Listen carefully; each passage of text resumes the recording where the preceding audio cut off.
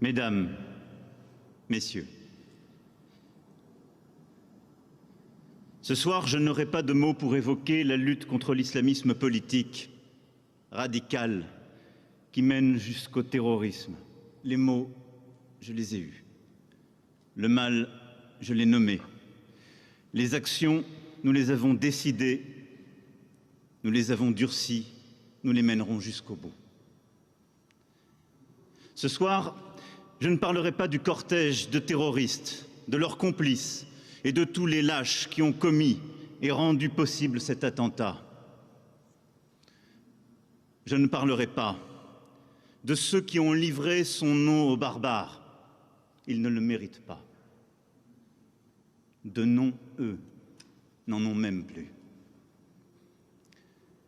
Ce soir, je ne parlerai pas davantage de l'indispensable unité que toutes les Françaises et tous les Français ressentent. Elle est précieuse et oblige tous les responsables à s'exprimer avec justesse et à agir avec exigence. Non.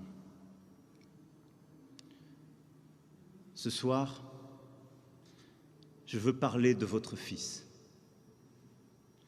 Je veux parler de votre frère, de votre oncle, de celui que vous avez aimé, de ton père.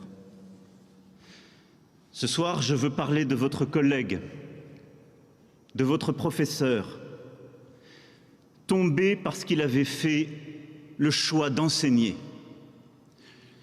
assassiné parce qu'il avait décidé d'apprendre à ses élèves à devenir citoyens, apprendre les devoirs pour les remplir, apprendre les libertés pour les exercer. Ce soir, je veux vous parler de Samuel Paty. Samuel Paty aimait les livres, le savoir, plus que tout. Son appartement était une bibliothèque. Ses plus beaux cadeaux, des livres pour apprendre.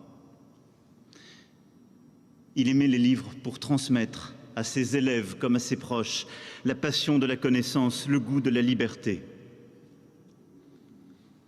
Après avoir étudié l'histoire à Lyon et avoir envisagé de devenir chercheur, il avait emprunté la voie tracée par vous, ses parents,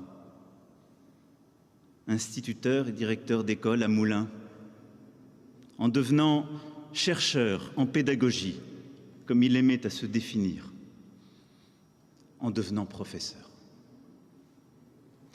Aussi, ne pouvait-on trouver meilleur endroit que la Sorbonne, notre lieu de savoir universel depuis plus de 8 siècles, le lieu de l'humanisme, pour que la nation puisse lui rendre cet hommage.